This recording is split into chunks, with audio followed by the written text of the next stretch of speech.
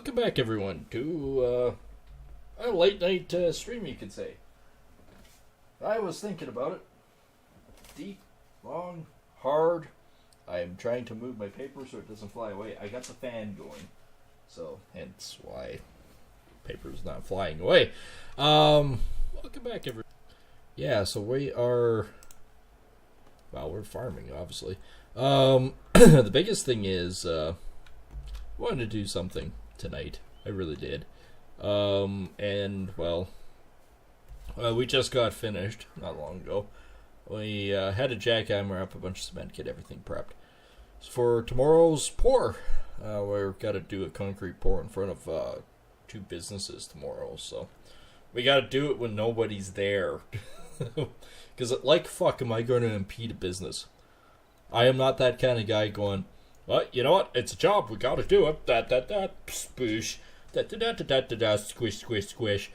No, I am not that kind of guy. I am the kind of guy that's going to look at this and go, you know what? Their business, this is their livelihood. I'm not going to disrupt it.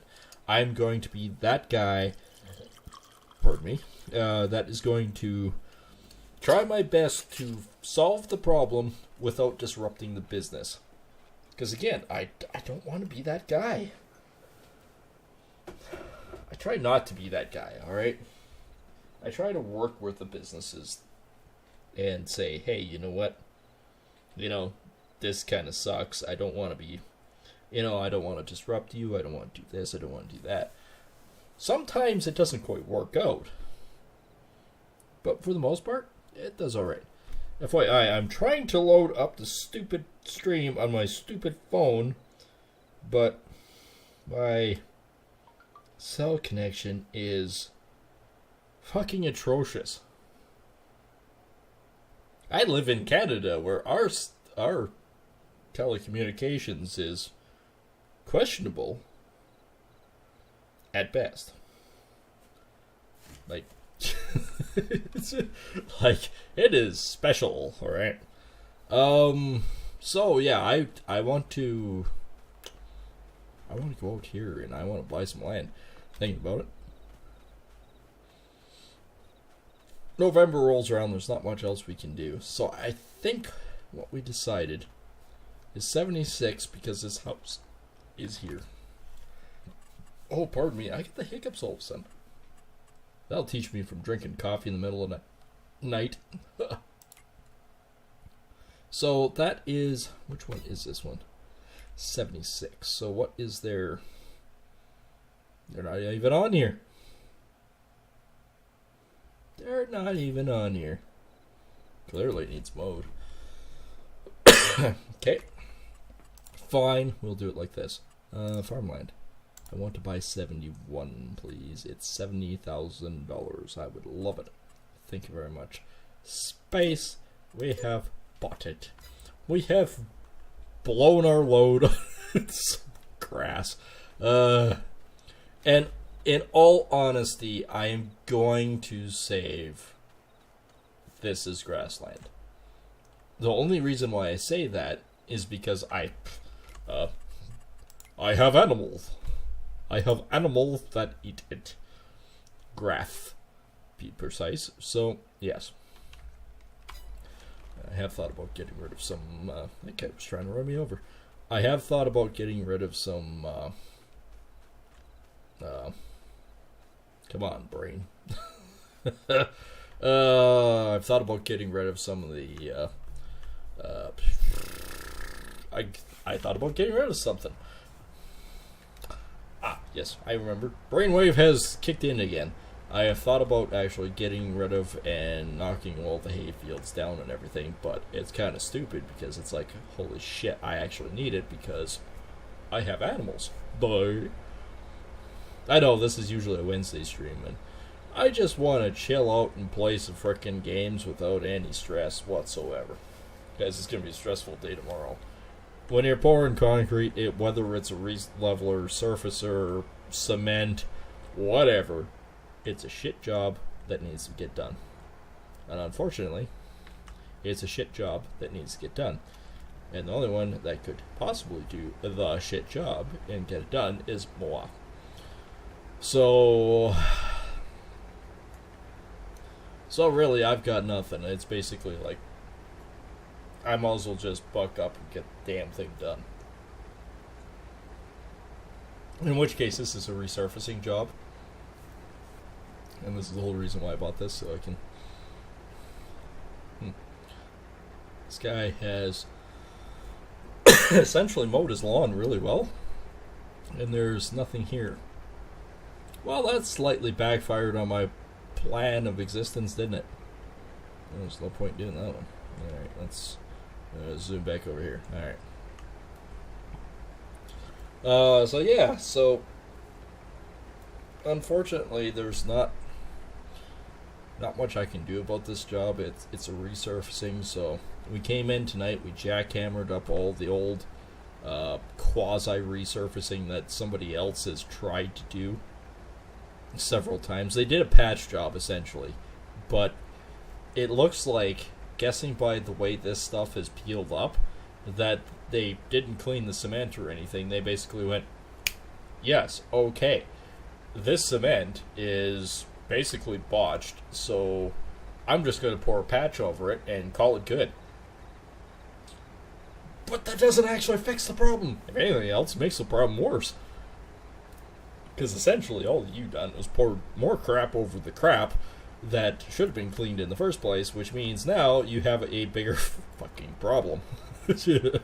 So I started looking at it and going, alright, Dave, my employee, let's just come in there, jackhammer up all the crap that somebody else has done, say the hell with it, we clean it, we'll get it prepped, we'll wash it, like I'll bring in my scrubby brush. I have a special concrete scrubby brush.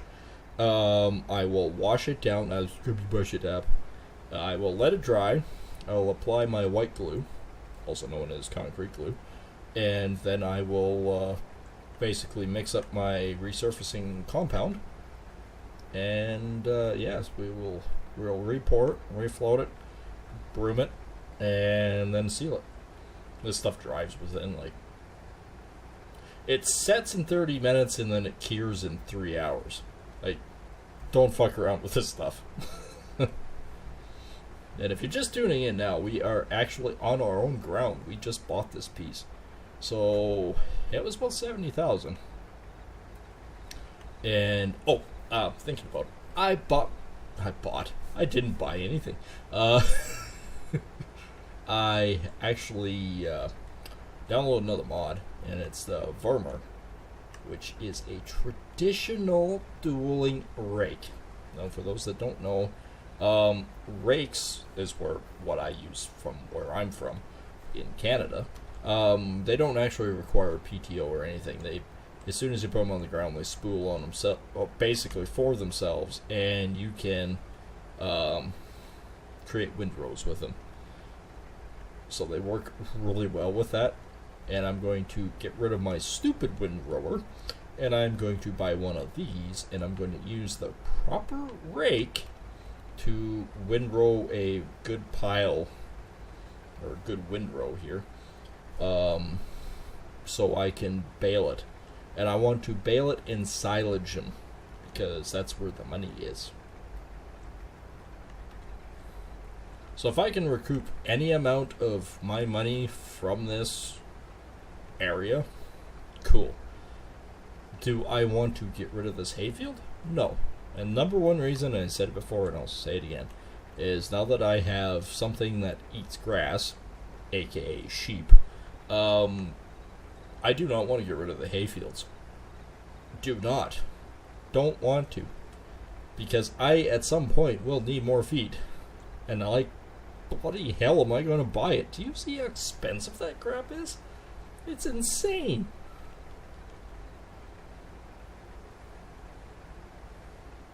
Like, insanity is one thing, but a good silage bale for grass is what's $7,000 a bale? Well, there's nothing saying, like, I could turn it.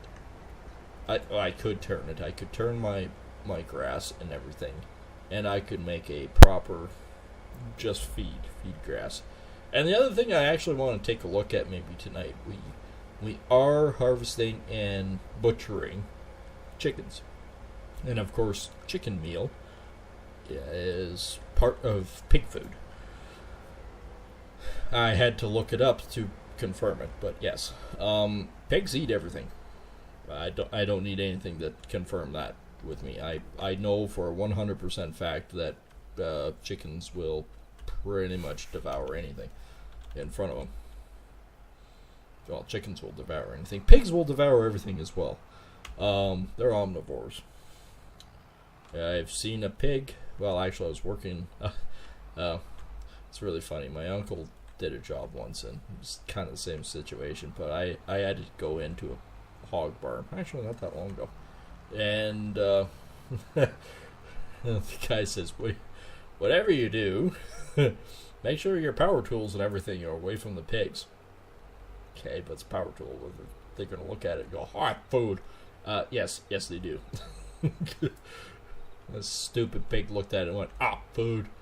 And, yeah, I might have lost the end of, or the grip part of my drill because the damn thing ate it. It's like sheep.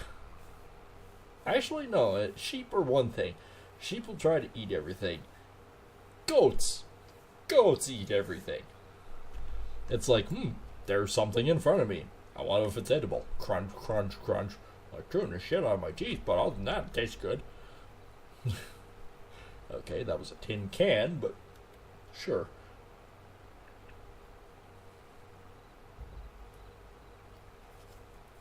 But yeah, no, it's... So I definitely want to look at potentially putting pigs in. I gotta get rid of my frickin' potatoes at some point here. Like, potatoes are a problem. I need to get rid of these stupid contracts.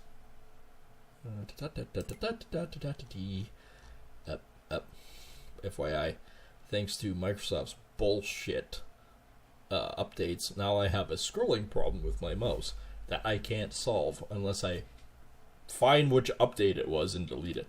So, yeah, anyways. There's these two. And I tried it out on my personal one and found out I had the same issue. Don't harvest in the rain. It lowers your yield quite dramatically. So this field, next to us on the right, was entirely a potato field. Right? With me so far? So I had my super cheaty thing in there. I can have 100,000 liters of potatoes or whatever. It's super cheaty. Just because I hate doing sugar beets and potatoes. Makes sense. So I had him in there with doing the whole hire thing, and he was going up and down the field, up and down, up and down, up and down.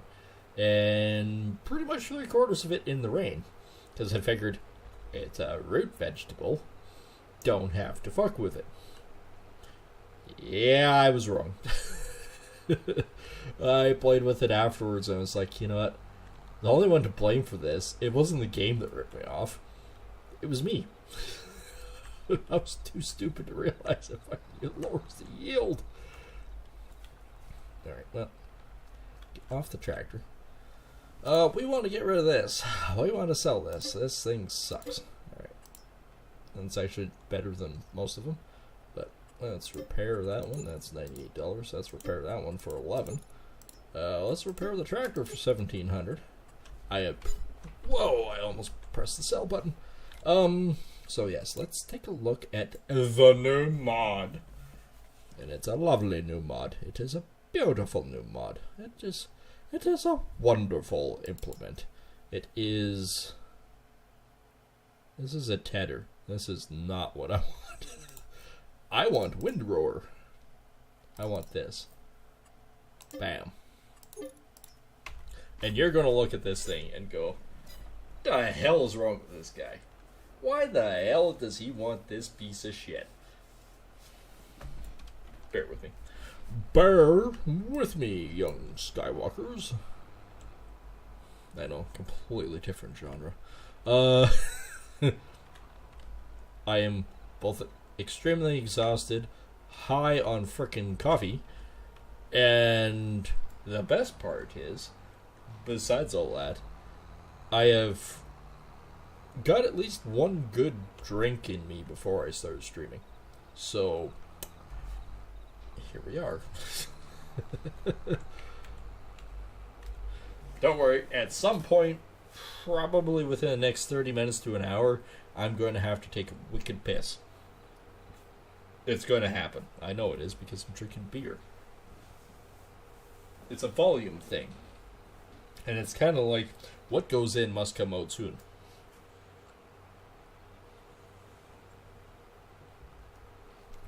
It's volume and mathematics. I said that one night at a party. There was a bunch of girls around me and everything else, and I had to get up, and I said, excuse me, I gotta go to the washroom. Yeah, they're going, oh, weak bladder, yada, yada. I said, well, that's simple mathematics, really. What do you think about it? If I drink 3 beers at, well, what is it, 374? 341, sorry, 341 milliliters. If I drank 3 of those, at some point, which is pretty close to a liter, 1.3 liters, I think that's how it works out. Something like that. Anyways, at some point, if it said bladder and plumbing system is only 1 liter, you're being blocked up and that has to be released. So, simple mathematics say, if you've consumed and drank 1.3, that sooner or later you're going to have to pee. I had like 4 women looking up at me going, what? And I'm going, well, simple mathematics, that's all this equation is.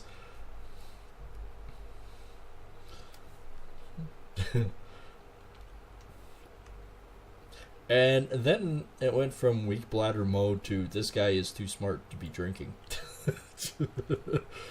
Which is really funny because it's like, I've always considered myself as a freaking moron, so I have my moments of grandeur, but for the most part, I'm still a freaking idiot.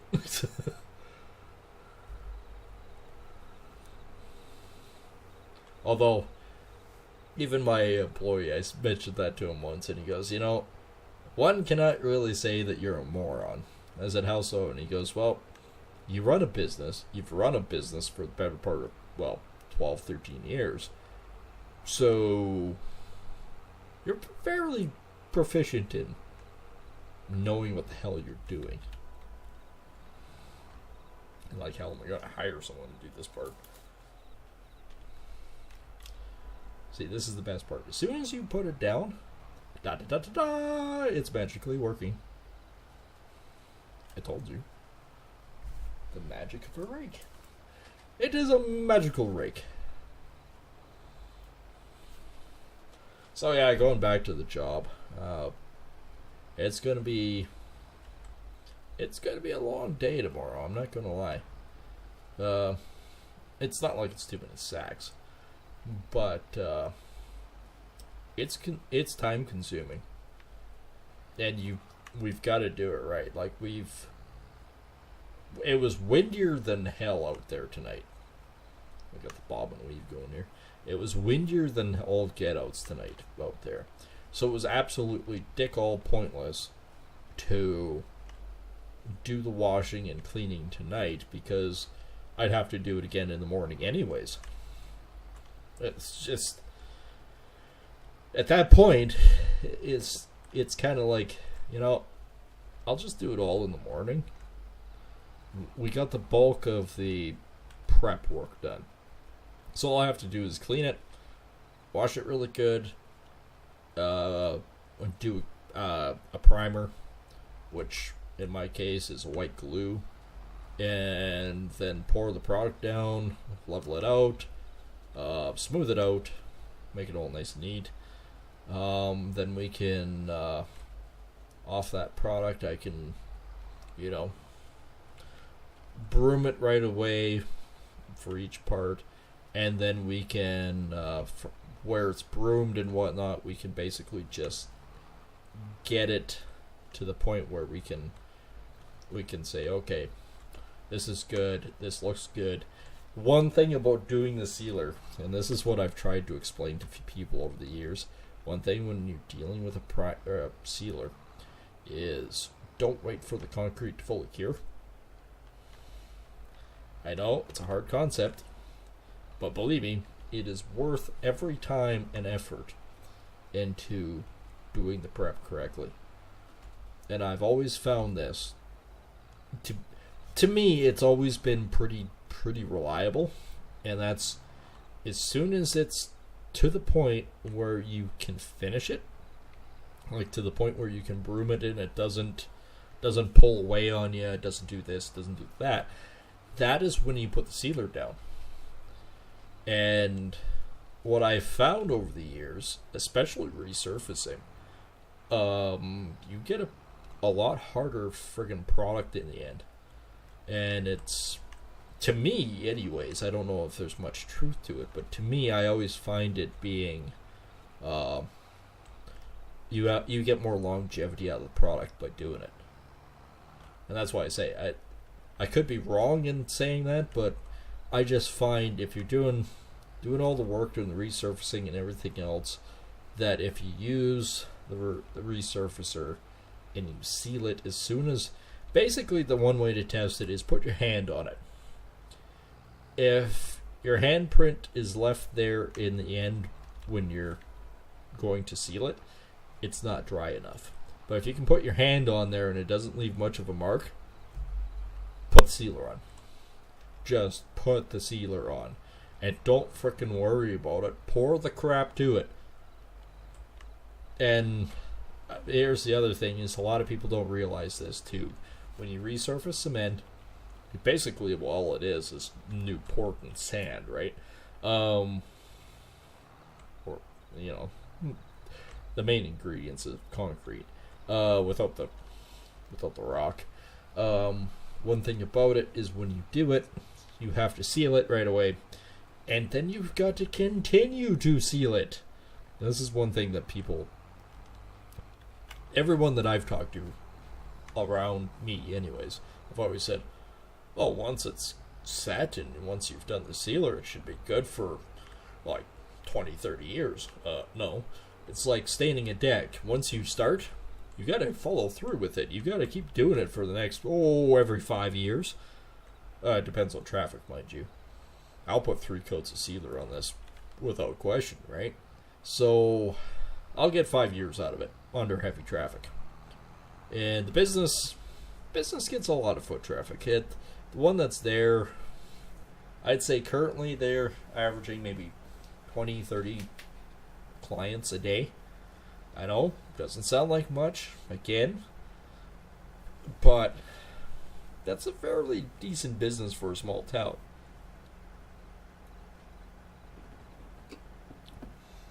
And everyone, me being a small business owner, I know this one. Actually, I know this one to the T.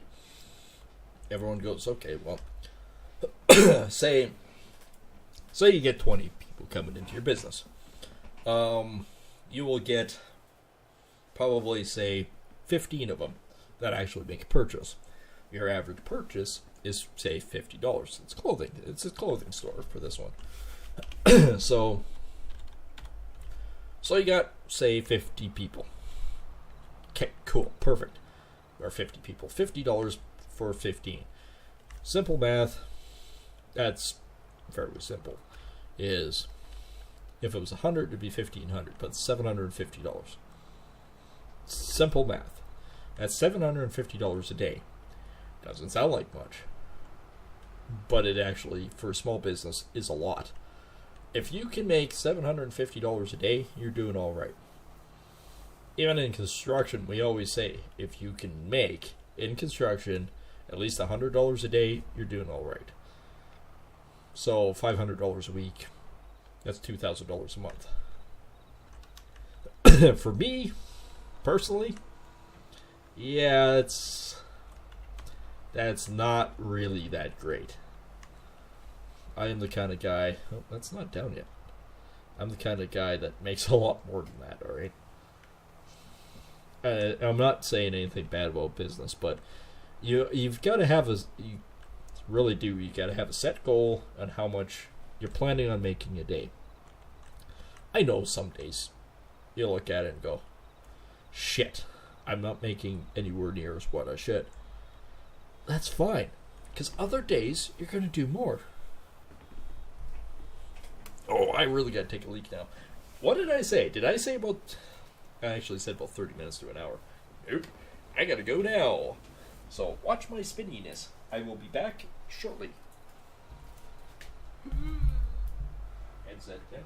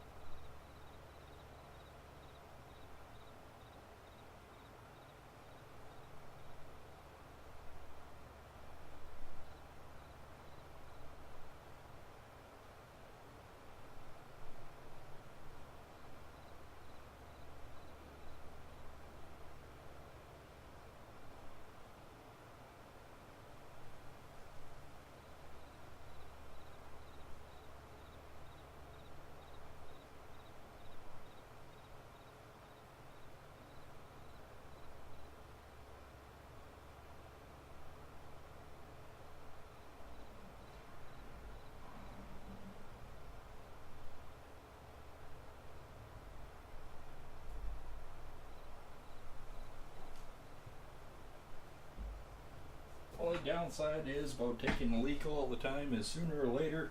Just put the light on. That ain't good. And sooner or later, you have to take a leak. Once you start taking a leak, it's forever taking a leak mode. It's like one goes in, half of one comes out. So anyways, we're back to talking about business. I don't actually talk too much about how business rolls. But if you're going to start a business and everything, that's huge, right? It's great. And I will honestly say, probably one of the best decisions of my life was start my business. I was going through some pretty nasty shit when I did mine too.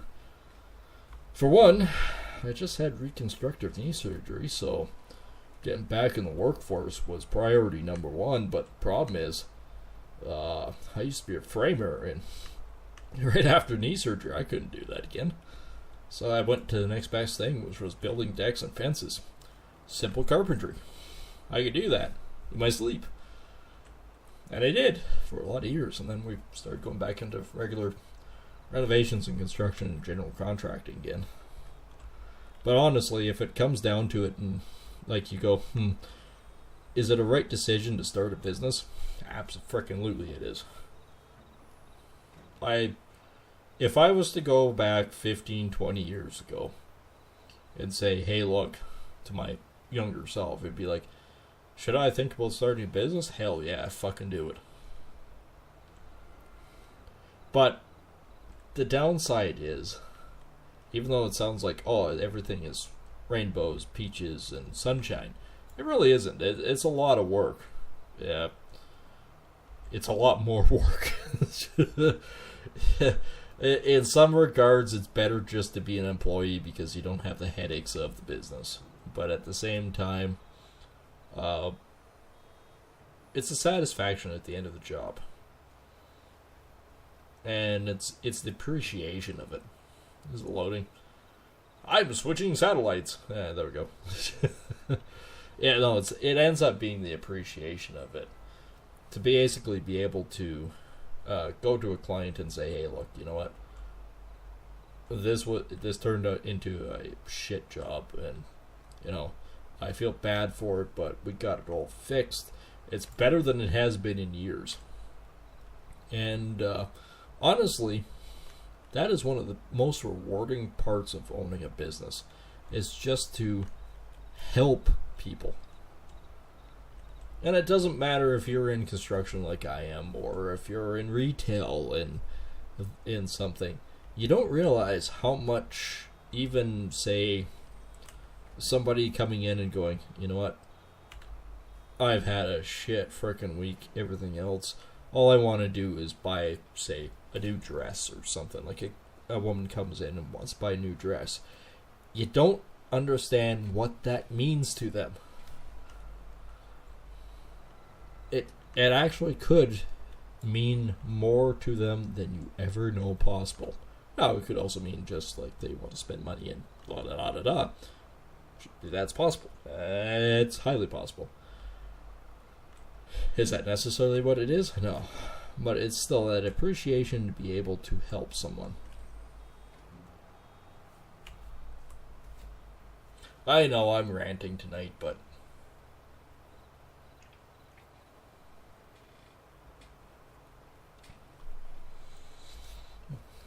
at the same time, it's what a lot of people don't realize too. It's loading again, isn't it?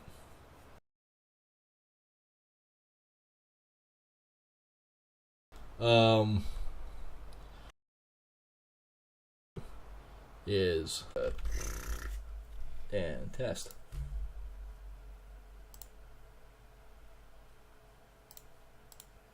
Well, and it's also the fact that the frickin' cell, like we had, besides everything else, we had major disruptions in our cell coverage today. No matter where you went, anywhere, their Interact machines were basically down, except like 3 people in town. I was one of them. The liquor store was another, oddly. But it didn't matter. It really didn't freaking matter. It was, I don't know what was with most Interact machines, but it was just like everything was down. No, the internet's fine. I did the test. It's fine. But I really can't explain it. Everything was down today. It was like, oh, apocalypse is coming. And everyone laughs at me having a couple $100 hidden either A, in the truck or my wallet. Well, fuck all of you. Sometimes you need it. And, yeah, okay. For my business as construction, I have a debit machine. I do. I have my own debit machine. I still prefer cash. It's... Okay, this is another thing hard to explain, alright? When you run a business or you own a business, it's hard to explain. But I find, okay, yes, you have a debit machine. People can pay with credit. It's like, okay, you have a $20,000 job, they pay with credit cards or line of credit, right? Bippity boppity poop, you get paid. Which is great. But it's meaningless. I find it meaningless. Because when you look at your bank account, it's a number. That's all it is. It's just a number. It means nothing. If you got paid $20,000 in cash, you look at it and you go, that's a lot of money in my hand right here. Doesn't matter if you got paid $20,000 on a credit card. You got paid $20,000 in cash in hand. I feel there's more quantitative valuation of what's physically in your hand than a number. And to me, I find it's more valuable, and it's almost like more respect getting if you get paid in cash versus a card. A card is emotionless and just an entity, whereas physical cash in hand is something different. I don't know. I could be just blowing smoke here, guys, but I feel like that. Like, I honestly feel a passion with that. That cash is king. Still.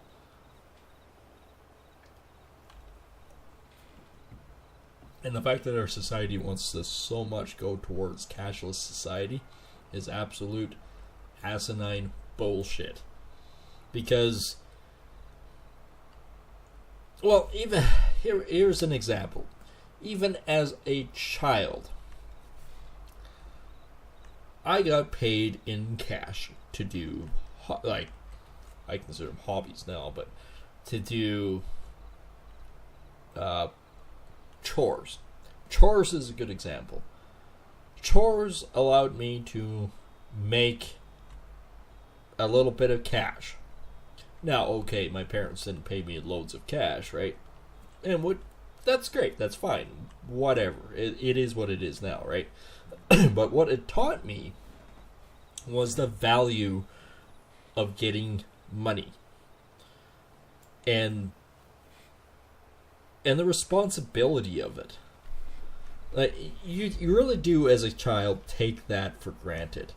And getting paid to do chores, like, it's, well, mind you, there wasn't much for, I couldn't go online and play video games at that point, because, well, one, we didn't have really online.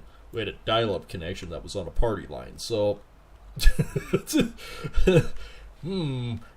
that was special. But again, it's the valuation of, and the responsibility that you gain from getting actual cash in hand. If my parents put money into my account, I don't think it would have been the same respect for money and respect for, or the responsibility earned from it. I don't think it would have been the same. It's the physical cash in hand idea that's like, holy crap, I have this much money in my hand. What can I do with it? And at the time it was like, I'm very much confused. Should I put this in the bank? Or should I spend this wildly? Which, either or, it didn't really make much of a difference at that time. Because, really. Unfold car. I need to start the engine first. This is starting to sound like an episode of Zork. You can't. You must open the engine first. Okay, there we go. So, getting back to it, I don't know. Growing up the way I did, I think it taught me a lot more respect for the money and responsibility for what you do. And, you know, again, you as a child, you take it for granted what your parents actually do for you. But when you look onto it afterwards, it's like, holy shit. You know, they did amazing things for us children, as kids. And, you know, it's kind of something to be said for all parents. It's not just mine. It's all parents of what they've done for us and everything else. Mine have taught me responsibility using money and the respect for what you have. And honestly, if it wasn't for my parents, I don't know if I would have actually had a business. And I know it's sort of going back to it all with the business side. I honestly don't know if I would have had a business without my parents. The honest support for it. Now, okay, my dad pushed me a lot of times too, and he still pushes my buttons once in a while, but I honestly think he doesn't meanfully do it, but, you know, it's like, okay, I know you're this big fucking contractor and everything else, but did you think that maybe you should do it like this? And a lot of times now I go, you know, I never thought about it. But, yeah, I mean, I could think about it.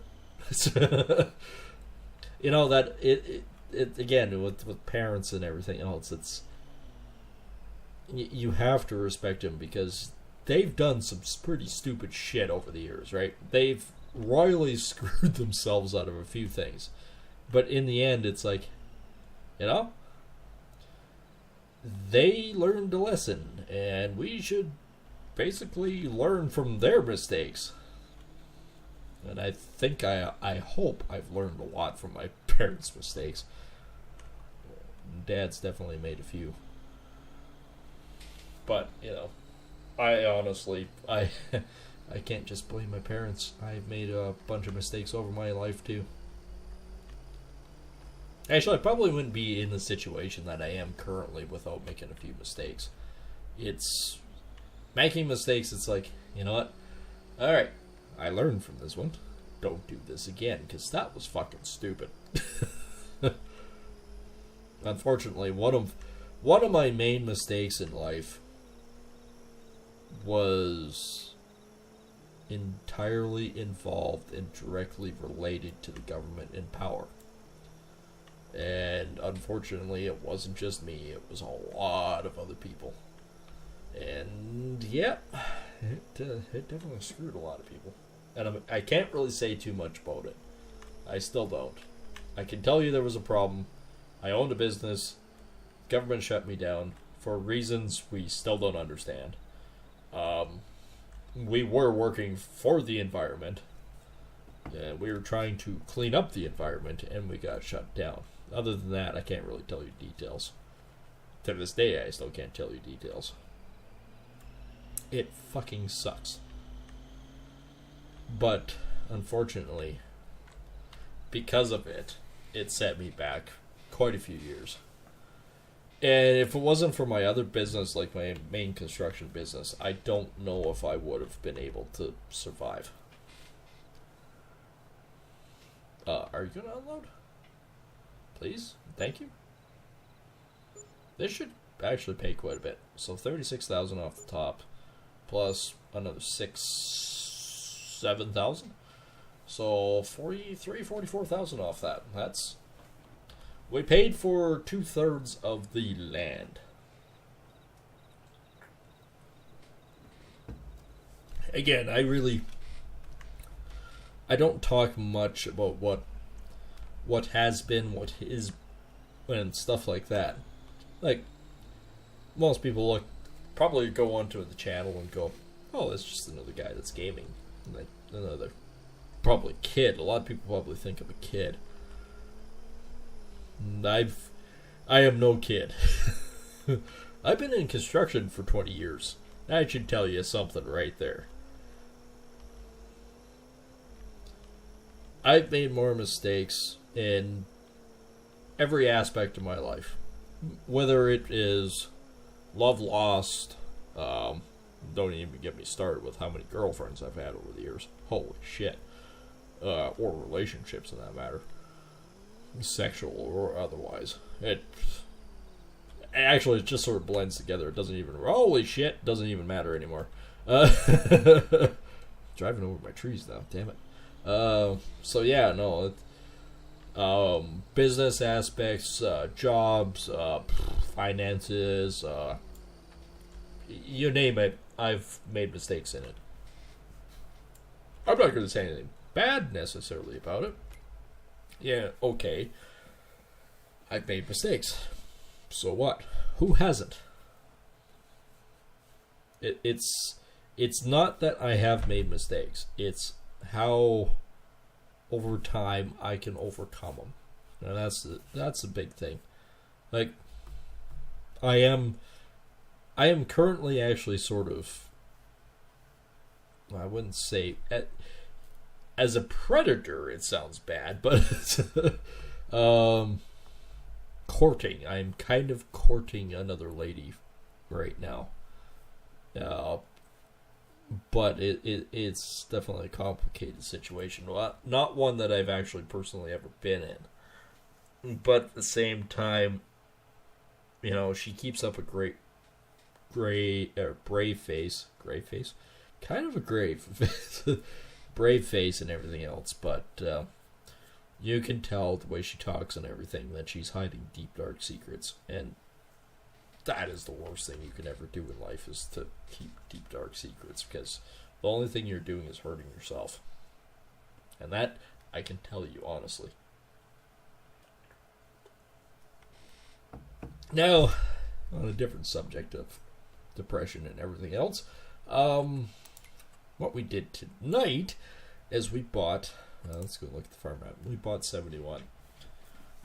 79 is another small one. 65, I think, is way out of our league. But I would like to buy a few of these. Whether we're harvesting the bales on them or whatnot, doesn't matter. It really doesn't. It cuts our costs down.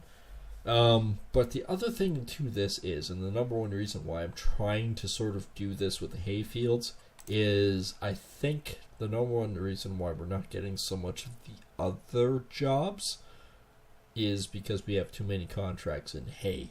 So if I start buying them up and harvesting the hay for myself, okay, we can cut that down. But the thing with that is, too, is even though we're harvesting the hay and cutting it down, is we will need the hay for the munchers. And these guys got the major munchies.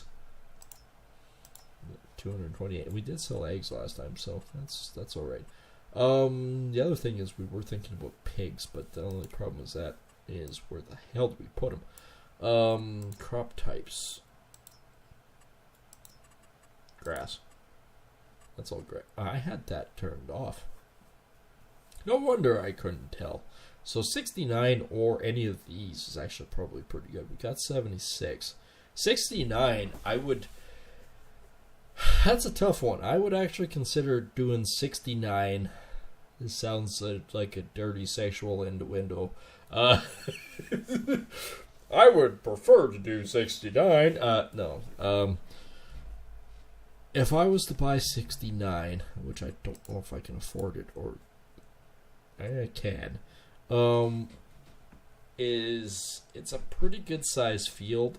I would probably almost say I would cultivate it under, and by cultivating it under, make it into a grain field of sorts, just because of the size of it.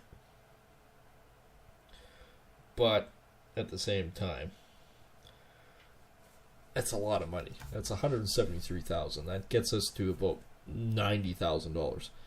These guys, on the other hand, are ludicrous in pricing.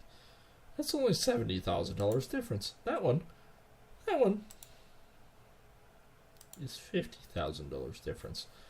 But I mean, probably is worth it. Probably. I could never afford that. Holy crap, 2 million. Well, 26. 3.7 million. 60. 2.6 million. Yep, that's a whole good way to go broke. We sold 52. 52 was at $970,000 freaking dollars that we made. That was that one. And you know what? I desperately needed the cash. I kicked myself for getting rid of it now. Because honestly, I could have used it. And that was one of the drunk feuds that I had one night. I wouldn't say drunk, but I had a few drinks. Streamed with you guys. Shouted off, went, I should buy some land. Yep. Fucking you went broke because of it. It's great buying land if you can do something with it. 11 isn't... Okay, these fields are separate, alright? Let's go back down here. These fields are separate. This is one block. Herm. I have $511,000 sitting in that field. I'm not sure what's on 132.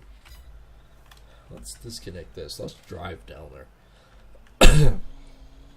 It seems like a whole lot of fucking nothing, man. I mean, it's another part of the farm, but the way it looks. It'd be beneficial if we're upgrading the farm, but other than that, I can't really say too much.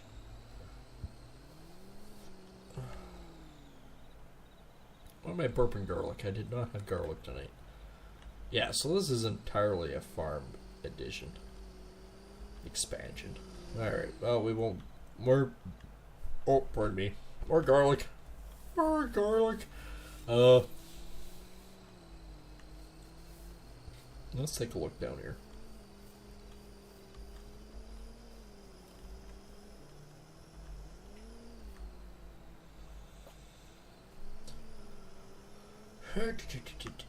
Okay, field 60.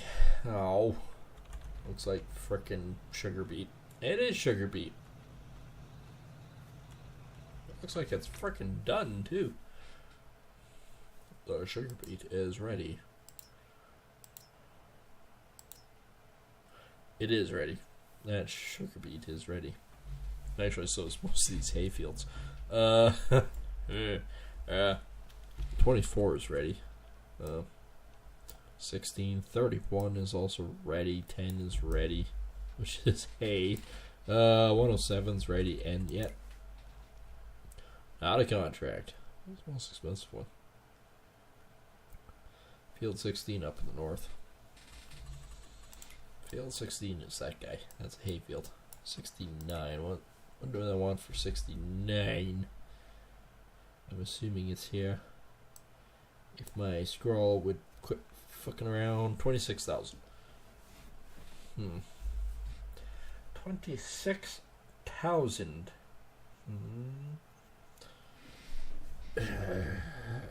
I want to bet that 69 would be worth more than 26,000. I could be wrong. But farmland wise, these guys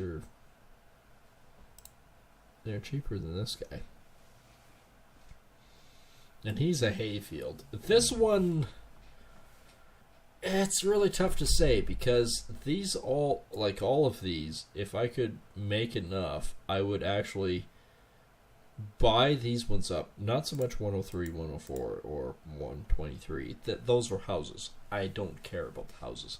Except there was 78, but 102, 105, 122, 124, 125, 126, 130, and 131. If we progressively bought these guys out, just to show you, as I drive in this guy's field, there is trees down here, but I could farm around them. And this is a lovely slough, which I'd farm around. But okay, I'm not gonna drive through the guy's field.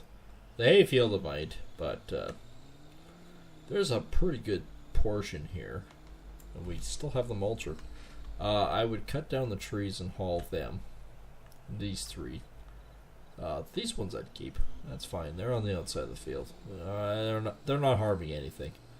We come in through here. We come straight down here. This would make one decent sized field, right? And just go right to 65 here. Hook in over here.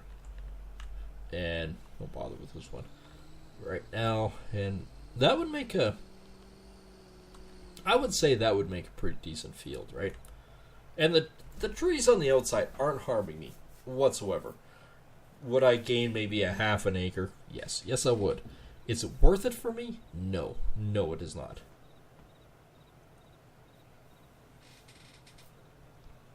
I don't think anything in that part is helping me at all. So, it's kind of one of those things. Should we... I guess we could start with 65. In 66, who cares about? But even 60.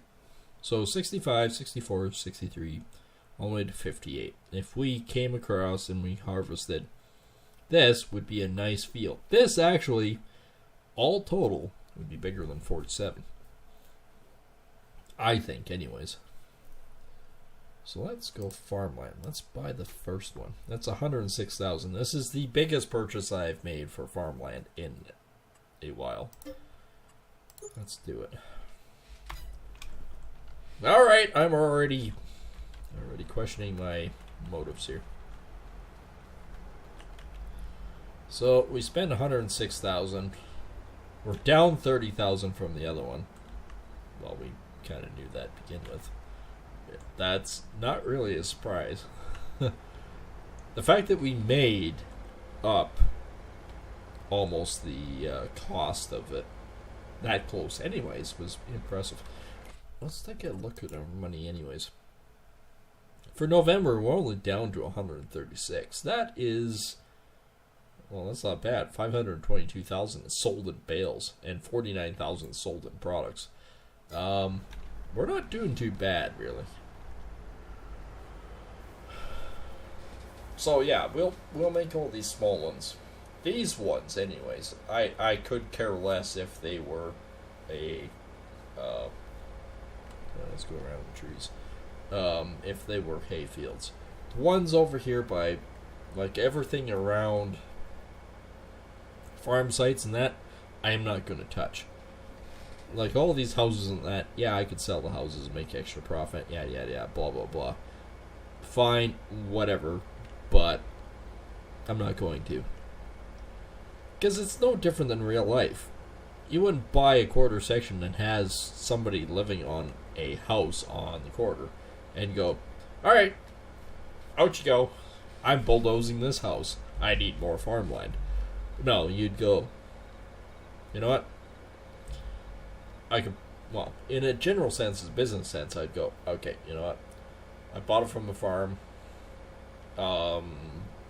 Did you guys pay rent? That'd be the easiest way to go about it. Did you guys pay rent? Yes? Okay, how much did you pay? $2,000 a month? Alright, no problem.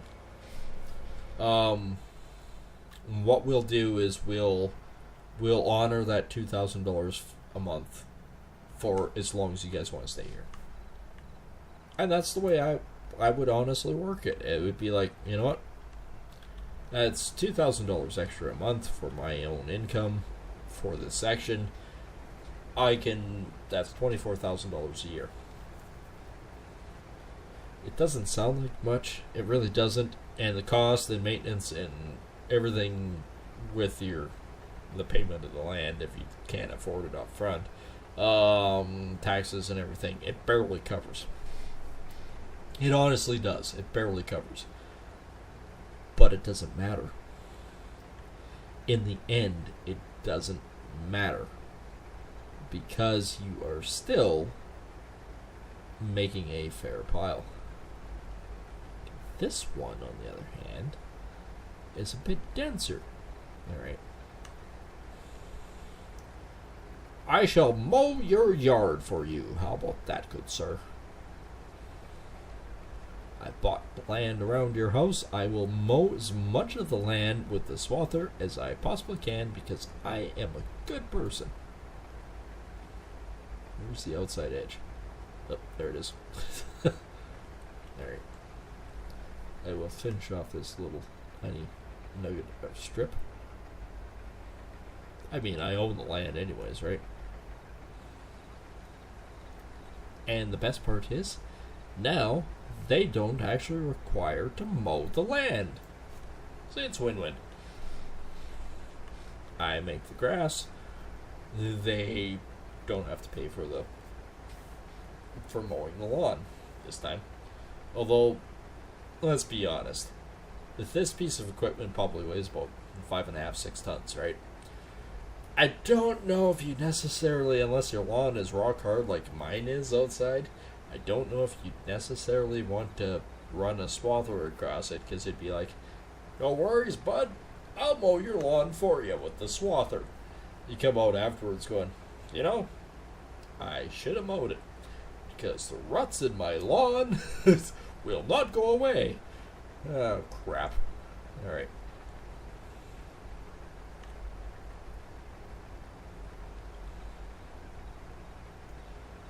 Well, it's kind of enjoyable tonight. I wasn't sure if I was going to make it on or not. I did make it back into town, and it's a good thing we went for coffee and dinner first. Number one reason is we got to the job site and it's like, there's still people in there. What the hell? They said they were closed at 5:30. They're closing at 6. It's 7 minutes to 6. Son of a bitch. Because I purposely planned it to go in, okay, well, they're closing at 5:30. I'll get in town at 5:30. That way, they should be closed and we can get some stuff done.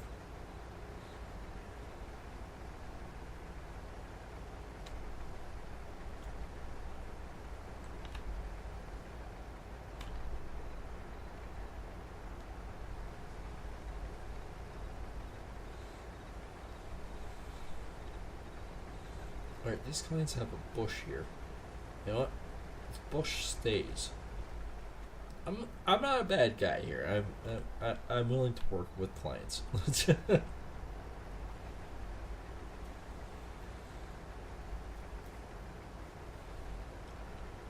Yeah, so no, honestly, everything that's been going on and everything else, we've been doing all right. This year, this has been, it's been a chaotic year. It honestly has. I have 2 clients that have not phoned me back since the time that I was supposed to get there in the spring. I didn't get there didn't phone them till mid-fall. Damn near. No, not really fall. Mid-summer. I had 2 absolute asinine shit jobs, but they required major structural revamps. And what pisses me off is both of them were inspected by home inspectors. That's it. Oh yeah, this place solid as a rock. There's never an issue here. I get in there and go, well, one of them, I think I've said this before. One of them, I go there and they said, "Oh yeah, so what do you think of the place?" I said, on the surface it doesn't look bad. What do you want to do? Well, we want to do flooring and refinish it. Okay, no problem, we can do that. Start with the flooring and ripped up the carpet and went, you've got major problems in this floor. 1, it smells like piss, so we got to rip up the subfloor to get rid of this smell. 2, and this is the most crucial one part of your hallway and room has got an 1.5 inch drop in it. Yeah, major structural issues. But the best part is, too, I go in with a client afterwards, and they said, "Oh yeah." So they said the forced air furnace in this place is like brand new. I went, "Really? Forced air?" And they went, "Yeah, it's forced air. The inspector said it's like brand new. It's brand new forced air furnace." And I look at it, and go, "Well, for one, you've got little circles in your floor." "Yeah, what are those, by the way?" I said, "Those are vents. They're not registers. They're vents. These little tiny vent things, what they do is they allow the hot air from your underfloor heating to flow throughout your house." And the client looked at me and went, "Underfloor heating? No, it's forced air." And I said, "No, it's not. It's underfloor heating." And I went downstairs and opened up the utility room and I went, "It's not underfloor heat. Like, it's not forced air. This is underfloor heating. See this thing? It's a boiler." I turned the boiler on, and the magical sounds that I've heard, I could tell you without even looking at it that the boiler fan coil was toast. Brand new forced air furnace. Sure it was, boys.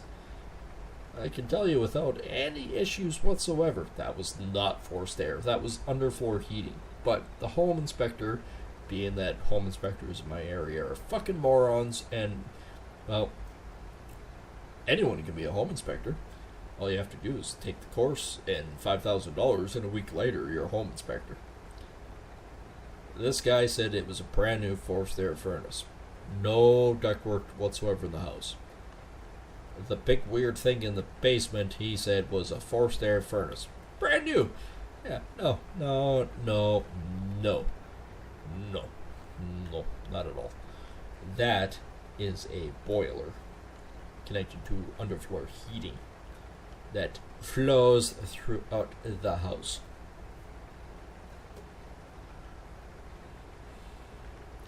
Because it's slab on grade, right? Well, I honestly, I'm looking at it going, holy shit, these guys are incredibly stupid.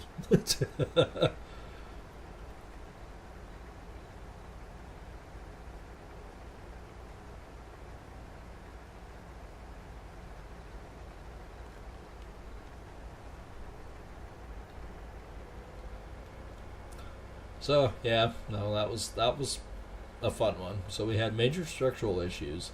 The fan for the fan coil was toast, well, along with the motor. And besides that, there was a lot wrong with that place. That took up a lot of time. And another one that we had, which was not the last one, but near the last one that we did. We went there to fix the deck, which is kind of funny because that's kind of the name of the business, right? We had to fix the deck, right? We tore off the old one because there was no fixing it. It was completely rotten. Joists were completely shot. Everything else. So, we show up. We get involved in it. We're working our ass off on this thing. Get it all removed. Do a nice job of cleanup. And we start noticing that, man, I tell you, that ledger board, one finger, it just fell off. And we start looking and going, there's no rim joist. And we start looking further going, well, that's because rim joist, there's completely rotten out. And, oh, shit, the double plates that hold up the rim joist and the end of the joists are rotten out. And we pull off the OSB. Don't use OSB near ground. Just don't. You know what happens? It rots.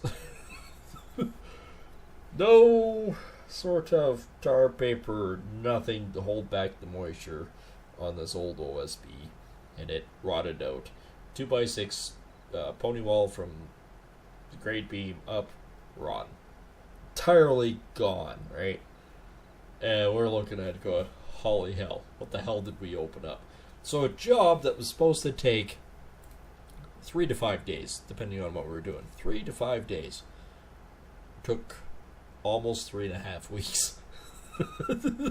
We had to jack up his house, replace that pony wall, seal it up, rebuild the deck, restructure the other part of the old deck, found out his railing was dosed, redo his entire railing, re-support it, new stairs. It's like, holy shit. And the best part is, even though the extra expense of everything else, we were only $2,000 over what we originally quoted. Okay, I know for a fact that doesn't sound like much.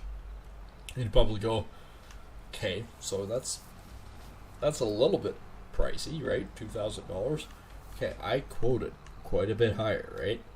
So, considering we ripped out the side of his house and restructured it all and fixed a bunch of shit, for free, because I'm that kind of guy. If we're there, we'll just fix it for you.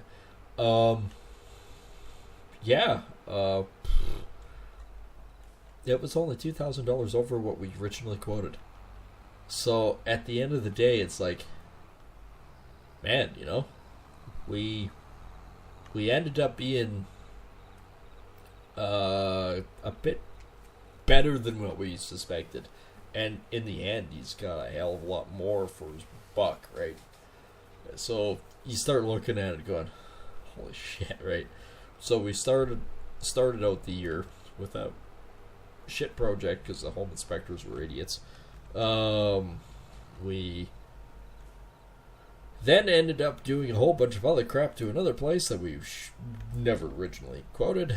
How were you supposed to know that that's the way that was going to be?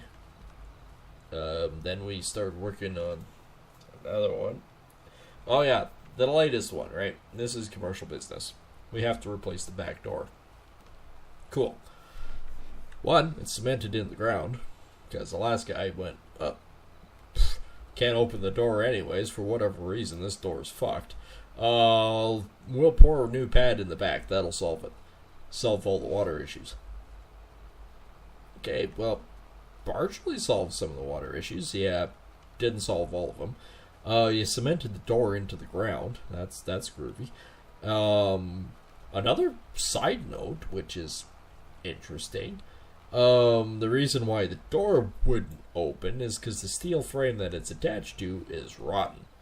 So this didn't take a freaking rocket scientist to figure out that, holy shit, there's a reason why it's all fucked up. But you didn't really look at it. You basically kind of went, yeah, we'll just cement it in. That'll be a better option. So there's my dumbass coming in now going, what the fuck did this guy do? 'Cause that doesn't work. Yeah. And then it gets better because it's like, okay, well, in the spring I looked at it and went, okay, well, fuck it. All I'm gonna do is I'm just gonna buy a new door, pop this one out, put a new one in. Great, awesome. I start doing it in the spring, right? There's a chunk of ice in the back because the guy sloped the fucking concrete the wrong direction, which means that was the part where I said, he solved the water issues, sort of. No, he didn't. It sloped into the building, not away. So, there's me going, alright, cool, no problem. We'll get this out and we'll pop it in. No, we can't. No, we can't. Then I start looking at it going, it's probably due to the ice and everything else. Let's leave it till when it warms up. We'll fix it then. So, after all the crap that's gone on this year, it's like, okay, well, we finally have time to take a look at this stupid thing. So we're taking a look at it. We look at it closely. One, hinges don't line up with this old door frame. Two, I figured, oh, well, maybe I could just take the grinder, polish it off, re-tap a new hole, bibbidi-boppidi-boop, we're good. Wrong. I take one screw out and realize that, A, the screw came out really easy because the screw is completely rusted. But two, the door frame doesn't actually contain anything to screw to because it's completely gone. And I'm looking at it going, well, fuck. Alright, now here's the task is, well, I was able to buy a commercial door from Home Depot, so it's like, okay, well, fine, fuck it, I just go back to Home Depot and be able to buy a new frame. Now, theory is good, practicality, not so much. They're sold out. Crap, alright. Fuck it, I'll go back to my original guys. Home Depot's cheaper. By far, it's cheaper. Same product, cheaper. Just because of supply and demand. They obviously are bigger buyer, so they get better deals. Duh. That makes sense. Or it does in my head, anyways. So I go back to my original buyer that I bought from before when I used to do commercial buildings all the time, and I did a stall, or bathroom stalls for a commercial building and a restaurant, actually. So I know these guys, and I text them and say, hey, do you have any commercial steel doors? Door frames. I need to meet the fire code, everything else. This one is a bit different. Usually they're outswing. This one, because it's actually part of a dual bulkhead, you can get away with doing an in-swing. Just do the fire code. Pardon me. So I look at this thing and go, okay, I need a right hand in-swing. Okay, no problem. Well, turns out, A, it's cheaper than what Home Depot is. B, they said, unfortunately, the bad side is you'll have to wait about 2 weeks until we get the manufacturing done because we're sold out. You know, that makes sense because you're the guys that make the steel door frames for Home Depot, so duh, that would make sense. So we can put an order in and everything else, and whatnot. And talk to the guy a little bit, and he says, well, the thing with it is that you have to be careful of is the fact that, yes, Home Depot does sell them and everything else, but you gotta make sure to let us know what exactly the door hinge setup is on them, because they could be a bit different from what we said. Crap. So I go back to the business, I go down, measure the frickin' hinges from top to bottom, send them the information, they send me back going, alright, well, it's definitely different from what we normally do, so good thing we checked. Okay, well, fine. Here we go again. Honestly, it would have been probably cheaper in the long run just to frickin' bash it all out, just do the door from the start. It's too soon smart, too late old.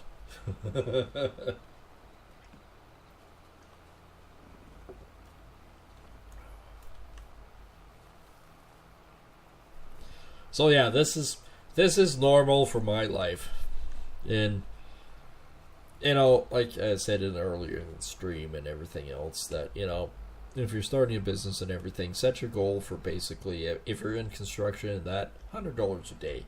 If you do $100 a day, it doesn't sound like much, but it's a good starting point. And that's basically what it boils down to. Is all it does is work out to being a good starting point. Should you set your sights at only making $100 a day? Oh, hell no. $100 a day barely covers cost, alright? Like, yeah, okay, some people starting out, they're going, oh shit, that's $2,000 a month. Yeah, it sounds great. It sucks. It really, honestly does. But it's a reference point. That's all it works out to being. So, you know, like I said, business people, I've had this issue once before. I was in a restaurant one time, and I was talking to somebody and said, yeah, you know what, we've landed this $25,000 job, right? And we've got to do this, this, and this, and this, right? And he goes, oh yeah, well, that'll take you X amount of time, and yada, yada, yada. A freaking kid behind me was going, you can make $25,000, and it's only going to take you 2 weeks? Holy shit. Yeah, and then he rushed out of the restaurant, and I didn't have the heart or time to tell him that, okay, yes, it's a $25,000 job.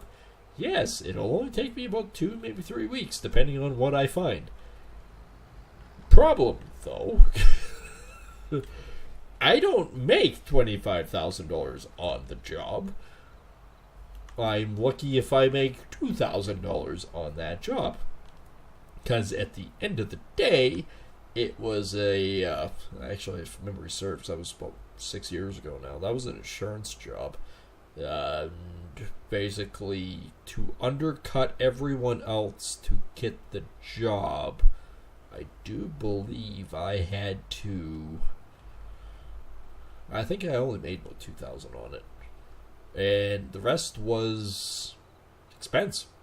100% expense. That was mostly materials and trades.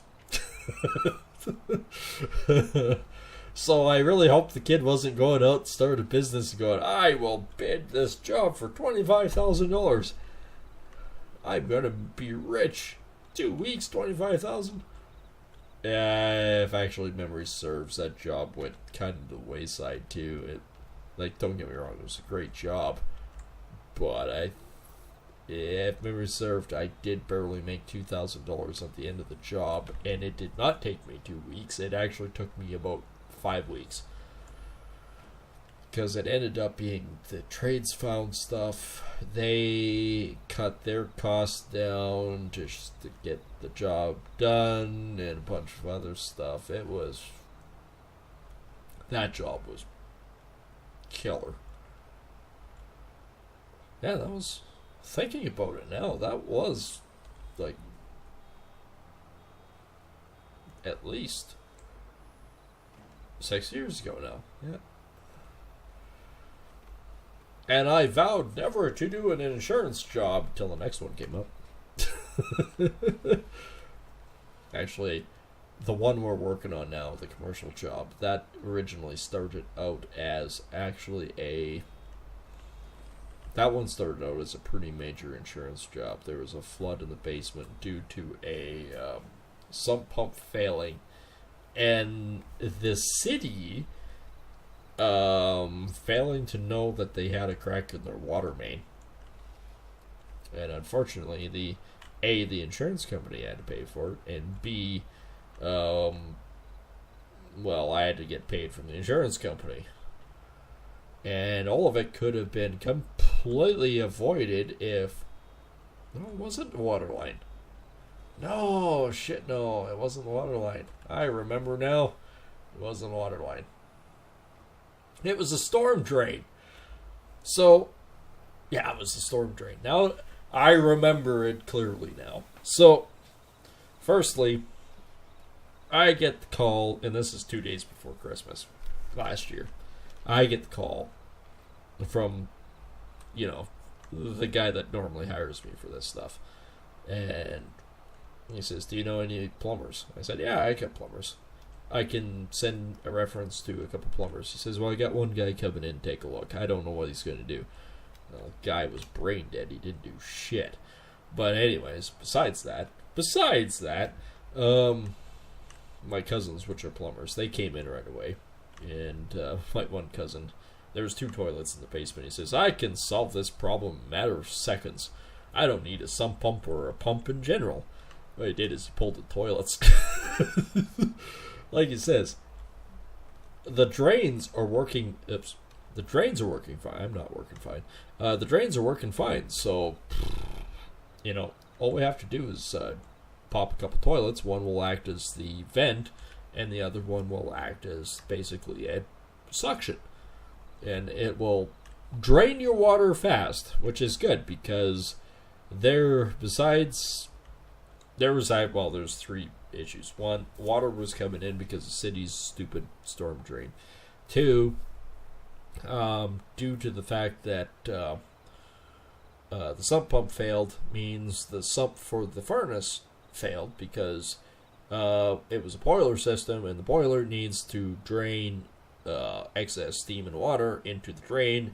If it can't, it floods the boiler, and you can't make steam with the boiler. So when the boiler shut down, it got frickin' cold, and it froze the plumbing. And besides the storm drain puking out gallons and gallons of frickin' water into the frickin' building, you also had fresh clean water from the city because the water main burst on the boiler was basically a direct feed into the building. So there was, I think my cousin said there was like 16 inches of nice clean water in the basement. So naturally, abatement team, because he says, well, do you want to do it? And I said, no, a commercially job like this with insurance and everything, legally, I can't touch it. I would love to help you, but I can't touch it. I have to bring in a proper abatement team. So we did that. They were awesome. These guys, they removed 3 feet up perfectly all the way around the whole entire part. Because it only soaked up 2 feet roughly. It was 16 inches of water, right? So that was good. They shot a laser level, and then what they did is they put their team on little stools that they wheeled around and cut a perfect straight line. Man, it was great to finish. They did an awesome job. And they removed it all and bagged it proper. 100% proper. So that was great. They did an awesome job there. Cuz did a great job with the plumbing aspect because he managed to drain all the water once he got the water shut off for the city and found out where the water was actually coming from, because both the natural one and the not so natural one. He managed to completely shut it off, and like he said, I think it was only about 6 hours he had the entire place completely drained, which is impressive. Like he says, there's no way that you could have managed that amount of water removal with a pump in the basement. He says, where are you going to pump it to? You got to pump it out, but where are you going to pump it to? It's on Main Street. Where are you going to pump it? And he had a point. He had a very valid point. It's like, where the hell do you pump it? Like, where the hell can you put this stuff? He says, yeah, the easiest way is down the drain. Just pop the toilets. One acts as the vent, one acts as suction. He says, you'll have a whirlpool of frickin' torrent going down those drains. He says, great way to clean them, too.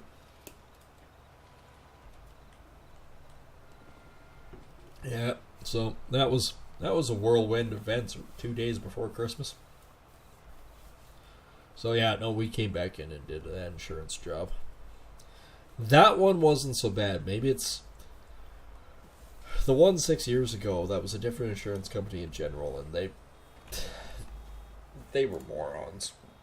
The last guys we dealt with were really good. It was like, okay, so what do you think it's going to cost for this? Well, the abatement guy said this amount. Okay, perfect. We'll pay him this amount. Okay, but what about this section? Okay, well, I'll do an estimate for this.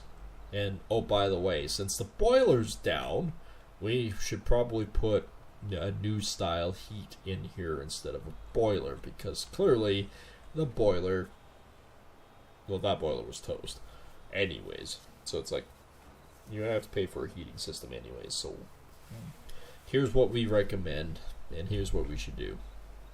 And the electricians are going to cost us X amount. And no, we did not go with a heat pump. Heat pumps in my area don't frickin' work. They do, but they don't, because you still need an auxiliary source. Because at minus 40 to minus 50, it still doesn't, it can't handle it. So you still need an auxiliary source. So what we did is we did internal. We did electric heaters in various locations, and then we did an actual forced air or natural gas system up top. So the bulk of the areas are forced air, and then there's electric heaters in the basement for certain areas, just to balance the heat out. Which, in turn, even with the electrical and the natural gas, it ended up being, the hell did the one manager tell me? That they saved like $1,200 a month between the two sides with the new system than what the old one was. It's like, holy crap. It doesn't sound like much. $1,200 is a lot.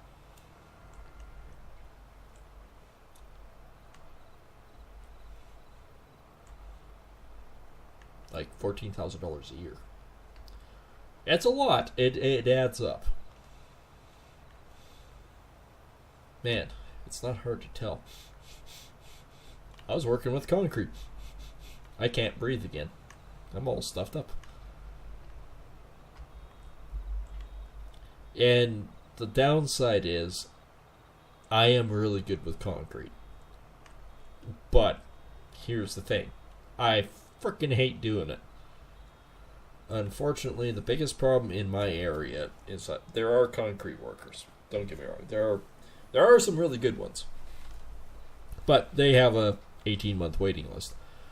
The bad ones can come tomorrow to work on it. Unfortunately, the bad ones can come tomorrow and work on it. These guys are fucking morons. I actually know one of them that came up Actually, tonight, believe it or not, we had one of them that walked by and said, "Hey, I'm a concrete worker. I could do this patching for you." And I said, "All right, tell me the process." He told me what he would do. And I said, "And that's the reason why I'm doing the job and not you." They sort of looked at me funny. I said, "Okay, you told me. And this, I'll tell you guys this."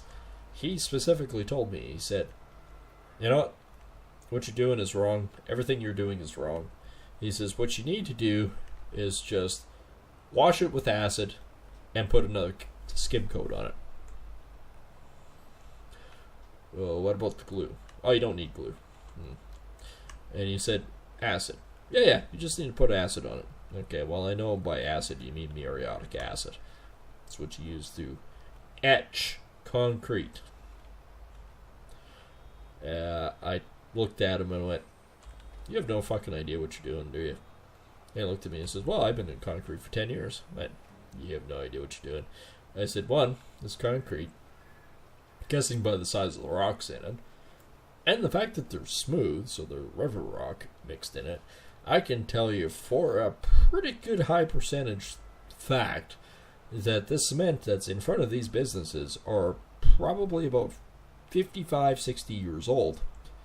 Has a pretty good hedge guess. And the guy goes, "Okay." I said, "If you put muriatic acid on here to etch the cement, to clean the cement," I said, "it will dissolve the not-so-good Portland that they used back then, because essentially the Portland was just used to glue cobblestone together. It's not really good. It holds up well, but it's still not really good. It's not like nowadays, right? When you say, okay, well, new concrete, it starts out life as 3,000 psi. Old concrete, not so much." You hit it with a hammer, you can see the cracks form. You can't with really bad new concrete, mind you. But anyways, this guy looks at me and goes, "Well, I always used muriatic acid." I said, "You can't use it on old cement. New cement, to take the Portland off, absolutely. To etch it," I said, "One, you can either do the exposed aggregate that way, or you can etch it so your bonding agent will stick better." I said, "In this regards, I don't need a bonding. I don't need to etch it. I just need to wash it to get the old dust off, and then I need a primer or some sort of compound to glue it together." And the guy says, "Well, I never did that." I said, "I can guarantee if I go to any one of your job sites, I could bust up your concrete with a small hammer." I said, "It's probably crap because you did it wrong." I said, "There's a reason why I'm doing this job and not you."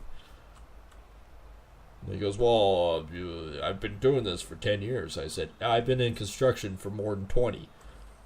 I probably know what I'm doing by now, right?" And I said, "So here's what needs to happen." And he says, "Well, I don't use sealer on fresh concrete." I said, "You don't put sealer on old concrete unless it's had sealer before.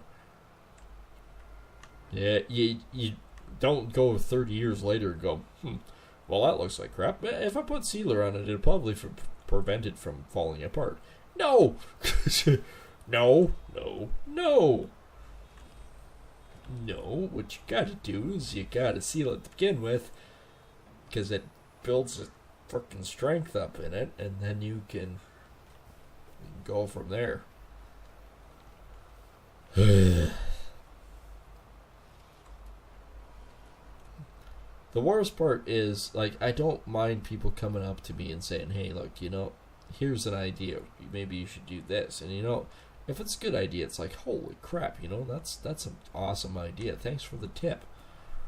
Because, it doesn't matter how good you are and how many years you've done something. You can still learn. There is still better ways to do stuff, right? So, honest criticism is a good thing. But when somebody comes in and says, "Hey, I can do the better job than you can." No, I don't think you can. I think you're coming in and telling me what you think is a good idea, but is probably not. And my employee just looks and goes, "You kind of fucking moron," just comes walking up, waltzing out of nowhere, going, "Hey, you're doing that wrong."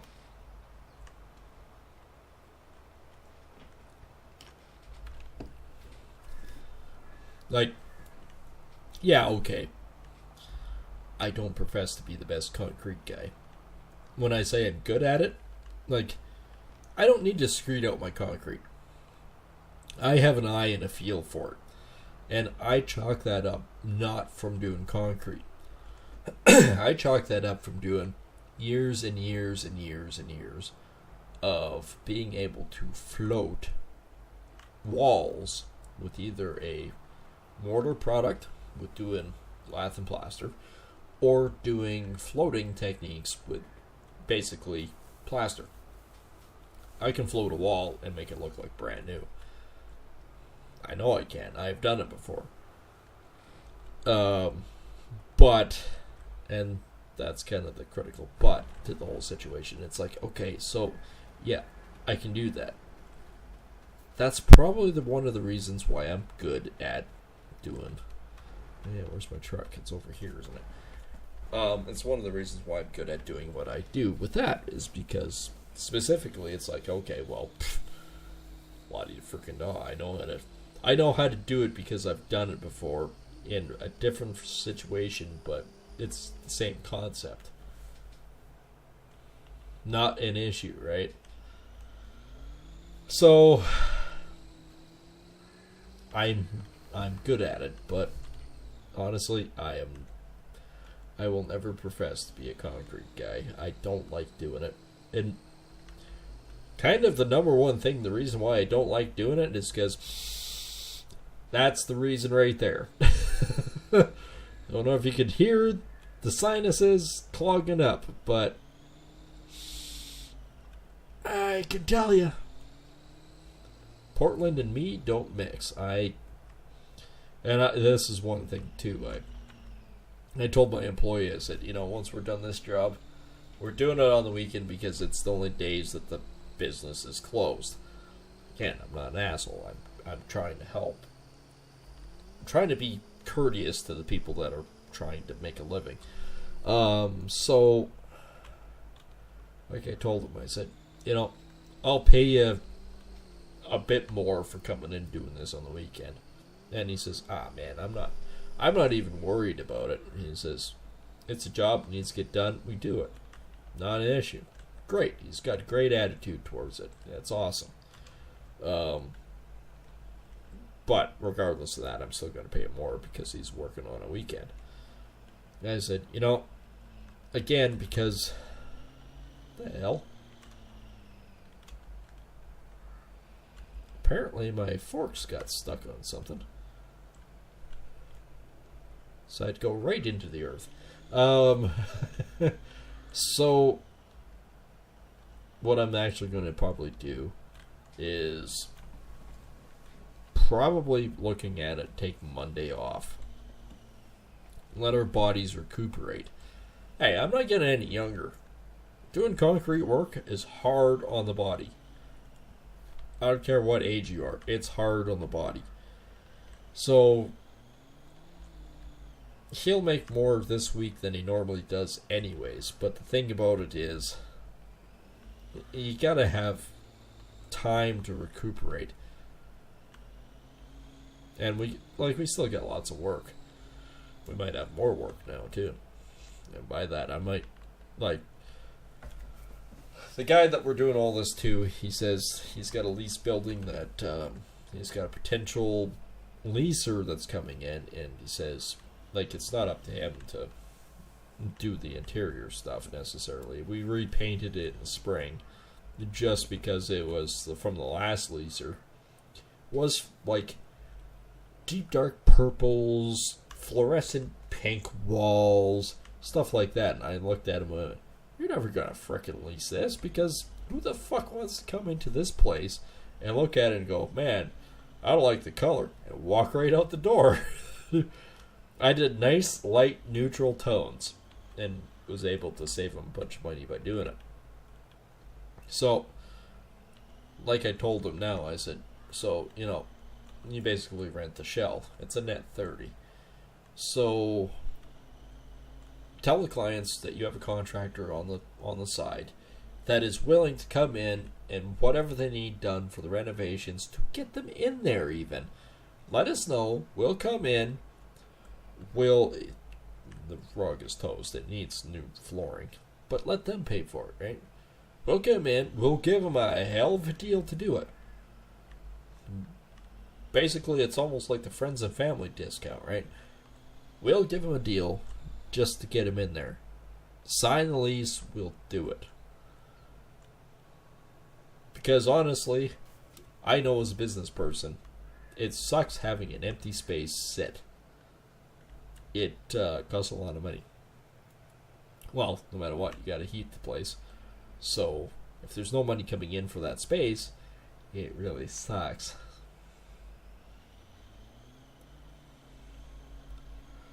Well, we actually got 21 bales off that. I think what I'm probably going to do for the rest of the night here is I'm going to take these bales in, and then I'm probably going to call it. It's been honestly a great night talking to you guys. I've got a lot of things off my mind that have been bugging me as of late. Business side mostly. Like, a lot of people don't get that. Okay, yeah, I might. Maybe I sound like a kid. Maybe I don't. I don't know. But I'm not. I would consider myself as an older guy compared to how many people usually play these sort of things. But it's a different perspective, right? Like, kids will do stupid crap and do figure eights in the field. And if you like watching that, cool. That's awesome. Great for you. But if you like my content, make sure to subscribe and everything else, because it's honest content. And if anybody's out there too that's watching this later and going, hey, this guy's a business owner and that, if you want to start up a business in that, I will tell you my experiences to the best of my abilities and try to help you out. Even if it's just life choices and stuff like that, you need somebody to talk to, just send me a message.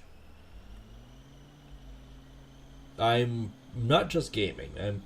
I'm trying to be that friend that can help you, right? Is it content and comedy sometimes? Yeah, absolutely. Believe me, the amount of crap that I've done in my life, everything's a comedy spiel. I'm definitely going to have to take something tonight. Jesus. I can feel it. I don't know how much that was. I forgot to look to see how far down I was on that one. I know it was about 150, 140? I was something.